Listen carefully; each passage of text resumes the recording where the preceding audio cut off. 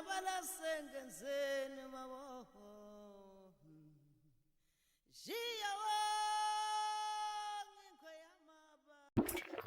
Man, kulise kubabukeli bohambo nemfihlo kamoya kwiindawo ngeendawo molweni. Lona uthetha ngu-Annelisa wakwaManyati uMazikhali. Izikhali zikamoya ezingaguqujeki ezithi xa ziyohlasela kuqhasha iintlanzi kuqhuma umlilo. Sikwindawo yaseKapa, kwiKapa lodumo. Namhlanje sidwendwelwe ngumkhulu Sinethemba. Mkhulu Sinethemba, molweni. Molweni ba. Ninjani namhlanje? Siyaphila ngokuthi mala kodwa siyaphila nathi. Siyaphila nathi. Oh, bendizocela mkhulu bengathi uthumunyuse ilizwi ngenxa yengxaki esinayo namhlanje. Sifumene usuku olubi namhlanje Nkosi yam nomoya omkhulu kakhulu wenzana naseKapa. Oh, okay. Babukeli bam njengokuba benditshilo, ndathi inkqubo yethu ingabantu abathwasileyo abasuke ekuthwaseni kodwa bengayibonanga eyona nto bayithwaselayo okanye izinto zabo zingakhange kwinto edibene nokuthwasa. Ekabahambeni kwethu siye samfumana umkhulu Sinethemba wasitelela kweli lo hambo wathi ke usacela ukungena nathi phantsi ukwenzele azokuthathela indlela yakhe athi ukubona uba apho ayikuthenga okanye apho ayikunda. Mkhulu mandikuphi ithuba uthi ukuzibulisela kubabukeli bam abahle kweli suku lanamhlanje. Mandikubulisele ke nam ewe ndingumkhulu Sinethemba ndiselapha kubalandeli benkqubo yenasethu. Mna igama lam ke kwabe silo Sinethemba, Sinethemba. Ndiyabulisa ngelo. Oh, masibulele kakhulu mkhulu, masibulele futhi sibulele nosuku othe wakwazi ukuzigcina ngalo wakwazi uzokusixhasa ukwazi ukuma phambi kwababukeli udalule udaba lwakho okanye uxele ngohambo lwakho. Mandibulele kakhulu. Mkhulu Sinethemba uthwasile.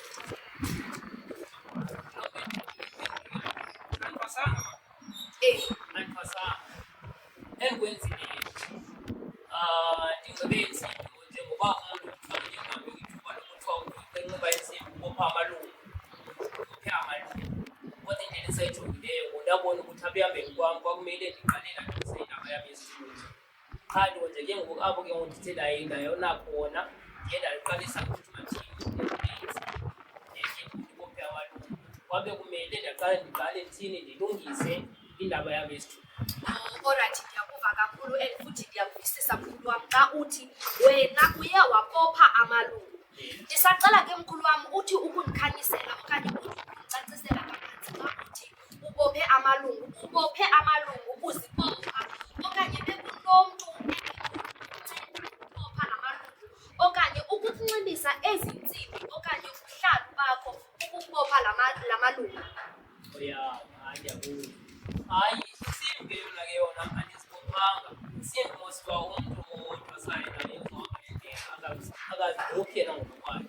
Ndibotshwe khona ekhaya ezilalini apho ndihlala khona ndisuka khona. Ke mna ngokusuka kwam ndilapha ilento eLady kwindawo yaseKomani eFalpark.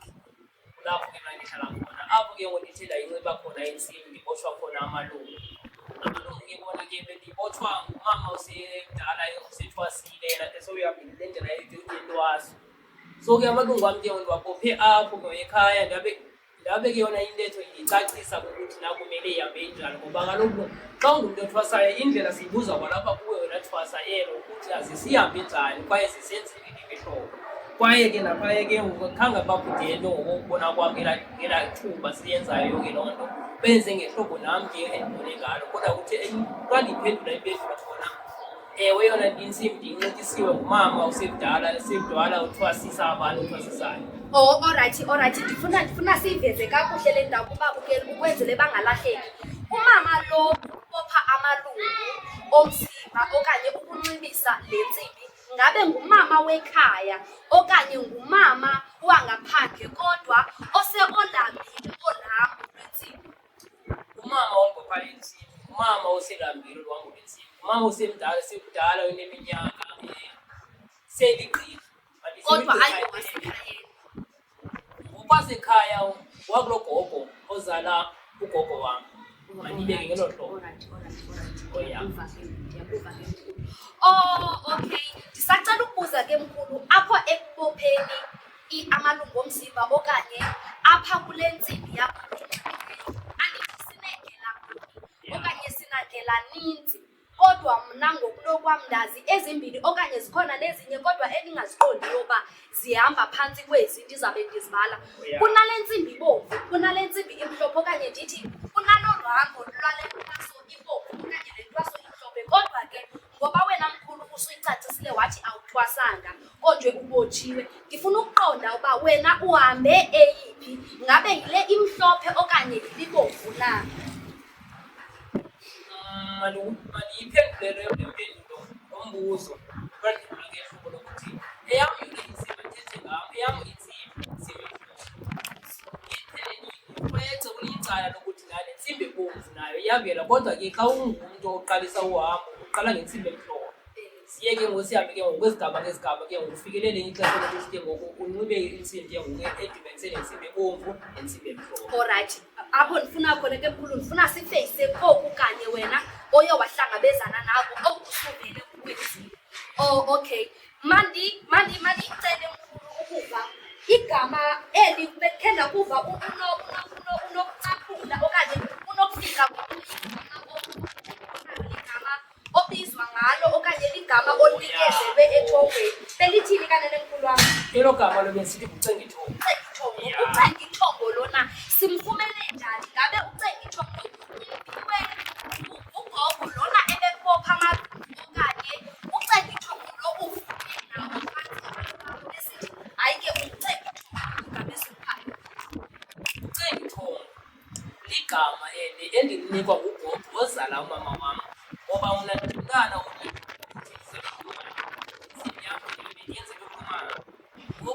igama lo elithi Cengithongo andifumane kwethongo lingazanga naye kugogo uCengithongo ligama elithiwa ngugogo ozala umama wam.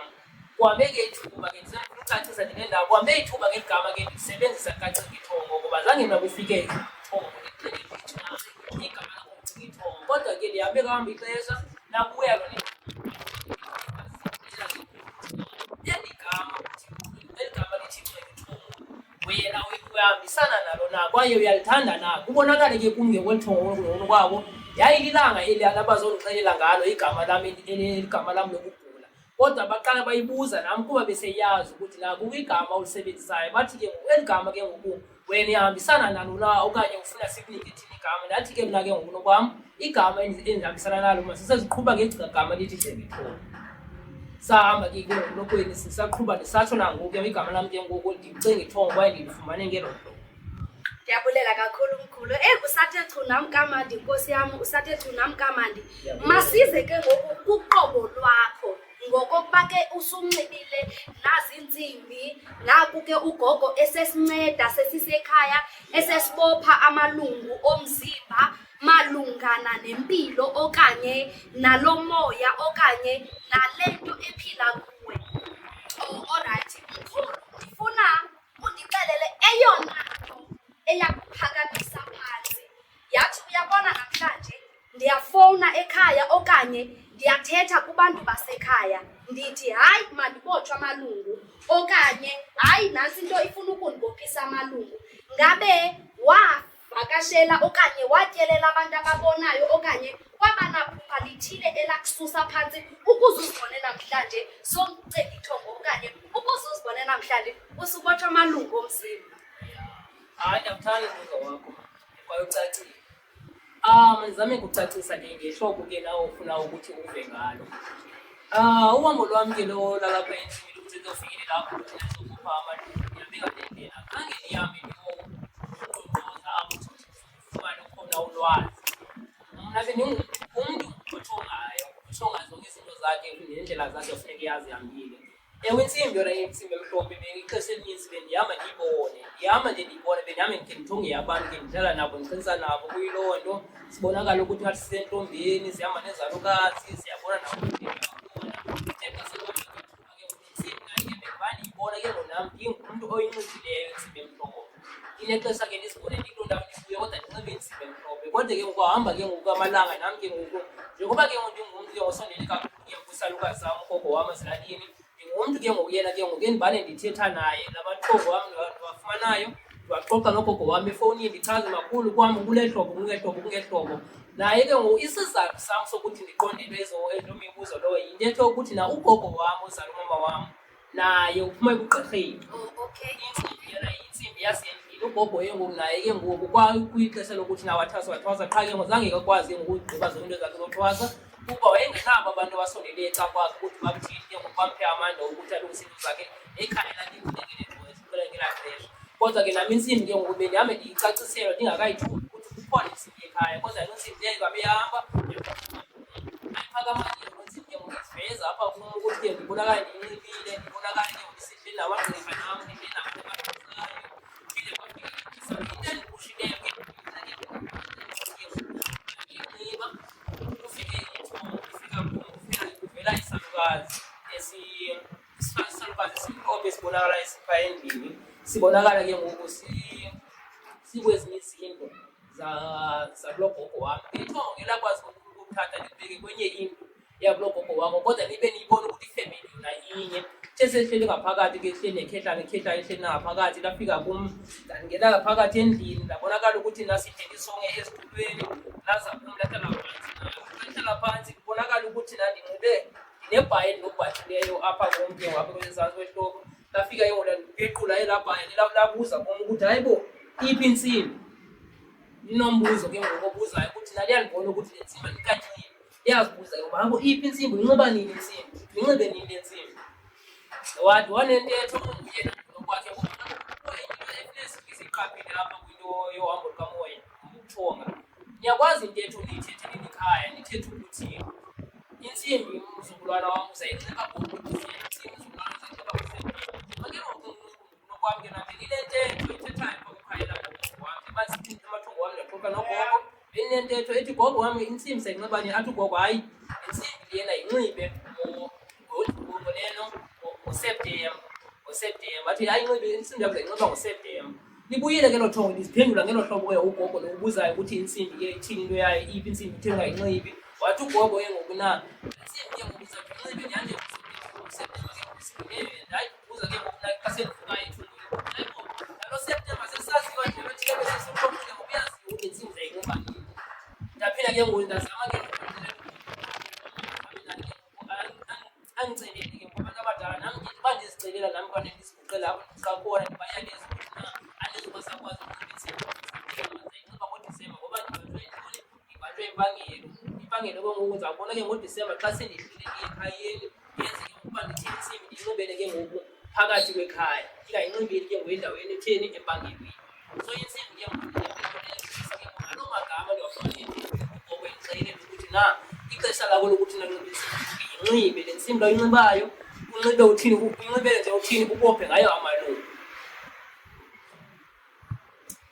Heyi ndiphendulekile mkhulu ndiphendulekile ndiyabuva futhi ndiyakuvisisa kwintetha yakho. Andifuni kube ngathi sigadlela okanye sifuna unxibisa intsimbi okanye ninxibisene intsimbi okanye ukunxibisile ugogo intsimbi ne wakunxibisa phantsi kwezizathu zoba ecelwe nini lilikhaya uba sisacela ke umbophe amalungu omzimba. Intsimbi lena ndiyafuna ukuqonda mkhulu uba liphelele nje apho uba mandinxibisane okanye ebezinxibisa intsimbi kungavuka nokuthile akuncede kuko okanye ebephelele nje ngoba akunxibisa intsimbi kungagqithi apho.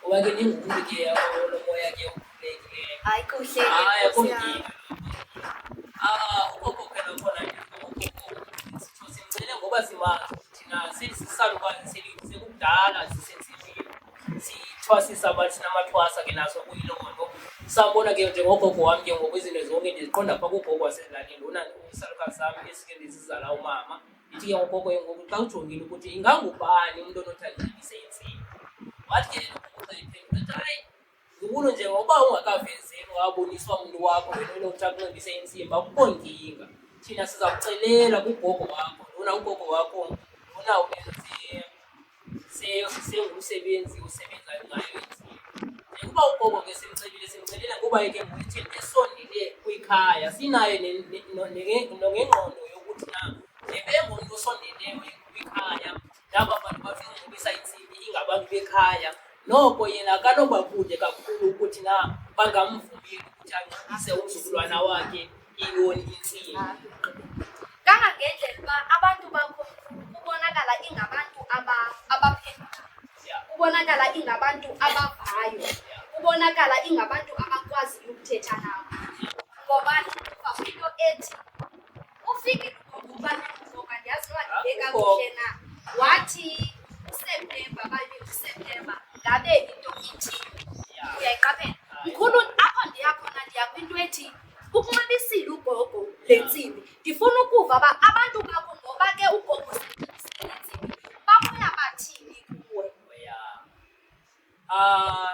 Kwelo cala elo ewe ugogo khona nje bayayibisa insimbi bekukho intetha phambi koba insimbi oba kunethile kumele khona kokuqala endithi ndikwenze phambi koba ndinxibise.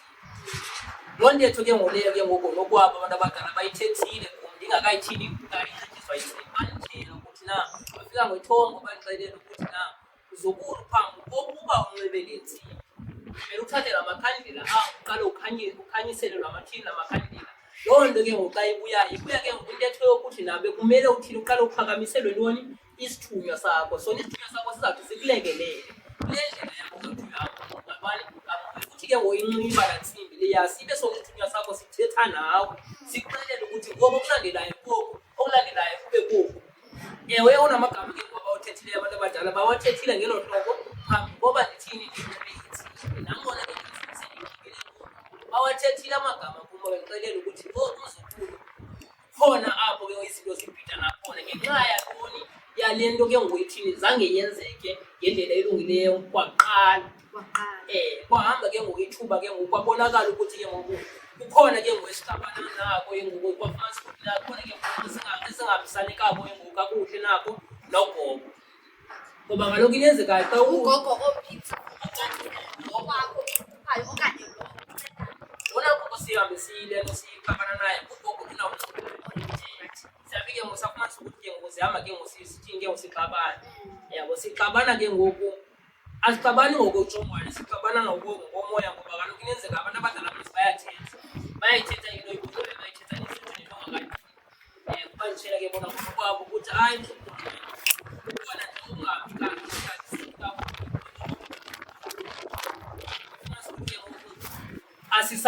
asisamcacile ngela langa ndiyala ngalo insimbi khona nje uye sakubona ke ngonogogo nje xa ugogo ndisinabi ngumntu kothwasa naye khona izinto azibonayo esingaziboniyo thina yebo so naye ugogo ithiwa ubona ke wabona ukuthi akuhlangani so ndizama ukutsho kwelo cala ke sikhona izinto esihambe sabhidana nazo ngoku ndithetha ke ngehlobo ngoku akho nto ndiyifunelayo kodwa ndiyithethayo nogogo wam nto wayengxibisele insimbi ngoku izinto ngoku ndizijikelena ngono kwam nabantu abadala bathetha nabo nangoku nabaxelela ukuthi ulandelayo sijongene ngelo hlobo ndiyakuva mkhulu ndiyakuva kangangendlela uba andikwazi eminye imibuzo ukuqhubeleka ndiyibuze kangangendlela oyibeka ngayo ngohlobo loba ikhawuleze yabhidana ebhidakaleni kwayo wabe wena ke usuzenzela wena ngokunokwakho ke izinto nothi ukuzenzela ngokunokwakho kodwa usivela uqhunyekelelwa lithongo lakho ililo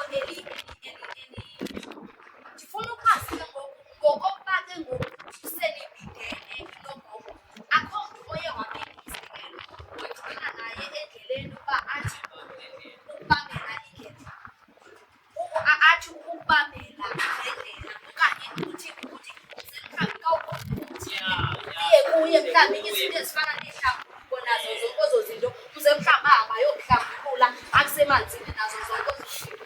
Uyabona ke masengicacisa ngehlobo umntu endinguye athi ndingomnye umntu kwehlobo lokuthi ndiyayihamba le ndlela kamoya. Xa ndihamba le ndlela kamoya ndiyayazi ukuthi nandi ngumntu oyaphakamelwe zizimbi endleleni kwizinto yena angazaziyo abantu ke ngithongo lapho isibelele ngendlela endizihambayo nangendlela endizawudibana nazo nayimeko endizawuhamba nazo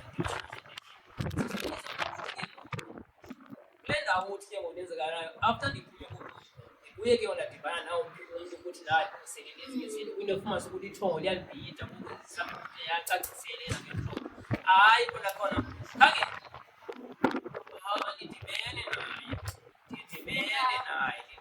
naye lona ndidibana naye kwintetho yokuthi na yelalanga ndiyile nto ndinxiba ngale ntsimbi uye wafikelela ukuthi na umoya wakhe namqhuba ukuthi abe khona phakathi kwekhaya yena ungumntu ongutata yena ngumntu ongumama yena ngokunokwakhe yena uyasebenza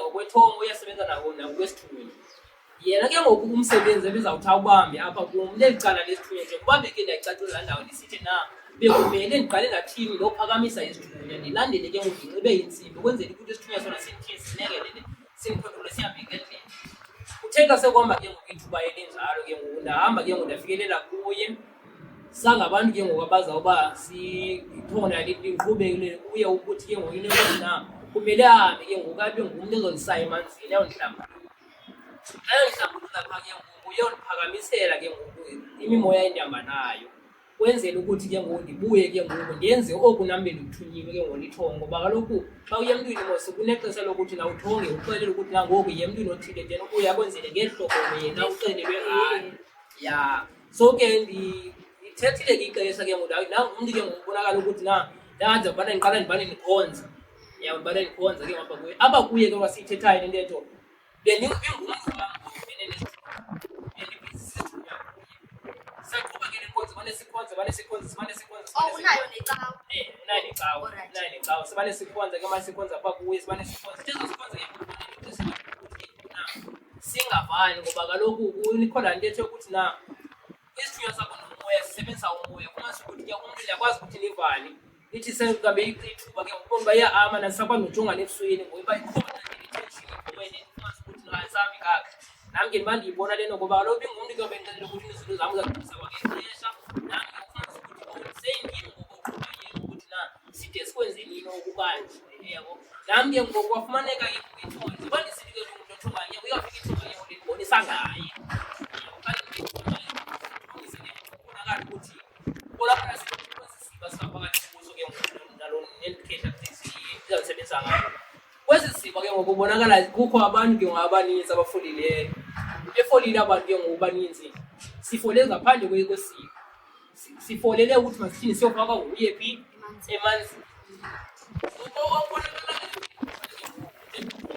vela into yokuthi ke ngoku kweza siba ke ngoku khona into empamezeleyo ngaphakathi iyampamezela ukuthi makaphume esibeni ayilungisa nje into engaphandle and then ke ngoku le ndawo engaphandle ngoku izawuba kude kunendawo thina esisebenzela kuyo ngoku mna ke ngoku wabonakala ukuthi ndiphuma ke ngoku ndibashiya abantu elayinini ndisiya phakathi esibeni xa ndifika esibeni phaa ke ngoku mna ndimphungulela umthwalo ngoba kuwo abantu afuneke bahlambile kanti nam ke ngoku sekusebenzisa am ke ngaphakathi sona ke ngoku sesithini sihlambulula ke ngoku aba bantu ke ngoku bekumele yena basebenzi yena ke ngoku ufika ke ngoku yena ke ngoku sendiphungule kakhulu ke ngoku nelayini yakhe ya afike ke ngoku angavani nam ke ngoku sifile abonakala ukuthi ke ngoku siyaxabana ke ngoku into yokuthi ke ngoku ndimthathile into edibene nomsebenzi wakhe into ezikangengehlobo ndibe ndimxelela ukuthi ke mna hayi bendikuphungulela nje umsebenzi lula khona khona mna ke ngoku ndilinde wena ube nguwe ke uzothini ke ngoku undihlambulule ke ngoku bendikutheni bendikuphungulela nje umsebenzi kwecala so ke ngwabonakala ukuthi yalithongo ke ngonalelini bonisa nto yokuthi nawo sizawuhamba sihambe sixabane nalo mntu wakho lona ke ngokutheni ukulungiselela le ndawo kanti theke nsuku ke ngosihamba kuvelele thongo ke ngoku ndabona ukuthi nami ecaweni ngoku asakubambani kahle ngokunzima undijonga asijongani ngendlela erayithi ndabona ukuthi ayikho nengxaki nje kuba besitsho ukuthi na izinto zam ndizibenzele mna izinto zingakenzeki kubonakala ukuthi mani nomntu lo hamba kweli uzawuba kwenzele ngxaki alright konje ndifuna umkhulu siyicacise okanye siyiveze okanye uyiveze into ethi bekufanele sithunywa eso kwakufanele uqale ngaso akho nto akwenze yona khangakuhlambulule khangakwenze nto kodwa into yayifanele uba uyayenza yayifanele ukuhlambululile konje andidanga nafika entweni yoba akuhlambulule ngenxa yephupha othe wahlangana nalo asitanga safika endaweni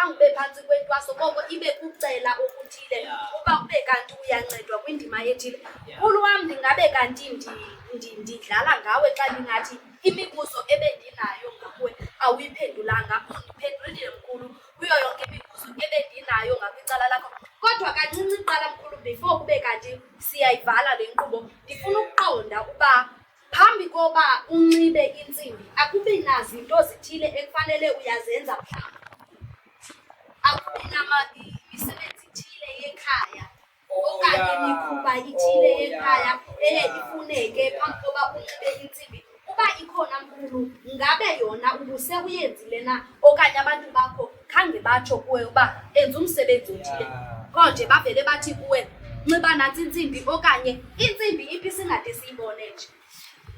Hayi kaloku into ihamba ngehlobo. Isanda ke mna kwento kandiyicacisayo ndiyicacise ngokwakho ngendlela yaye ndifundiswe ngayo nangendlela endenze ngayo. Into uzokwenza into edibene nentsimbi ngaphakathi kwekhaya kubakho into ethe ukuthi nenzekayo na qale mos nilungise phakathi kwekhaya. Kulungise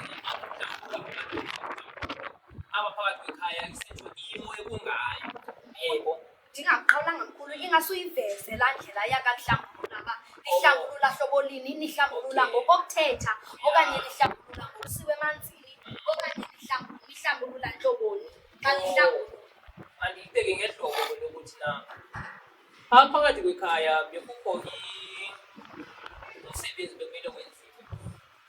Lo msebenzi bekumele wenziwe ke ngoku ibingumsebenzi onjengowokuba bekumele imeko yokuthi bekukho iingozi ezikhoyo ke ngophakathi kwekhaya ezifane zivela nje sifalela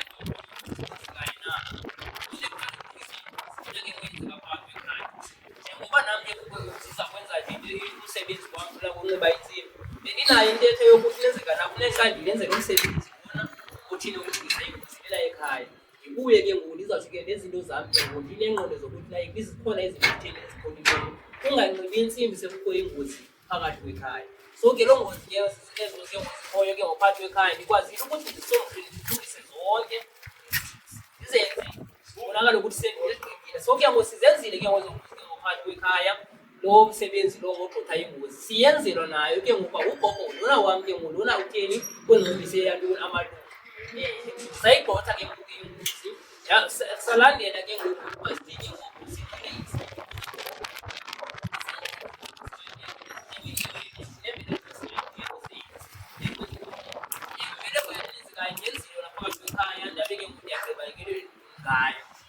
zizinto ke ngoku ezo ke ngoku esiye zizenze thina ngaphakathi kwelambo ikhaya.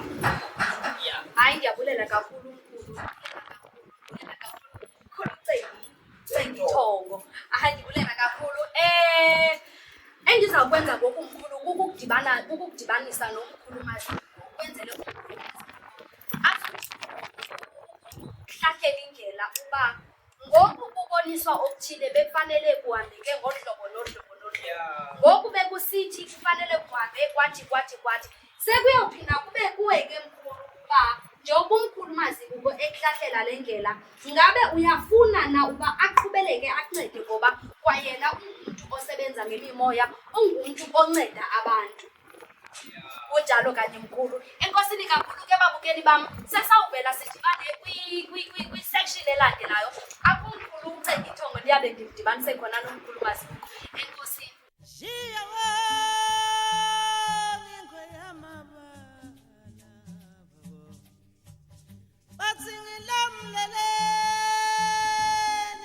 Mabala sentence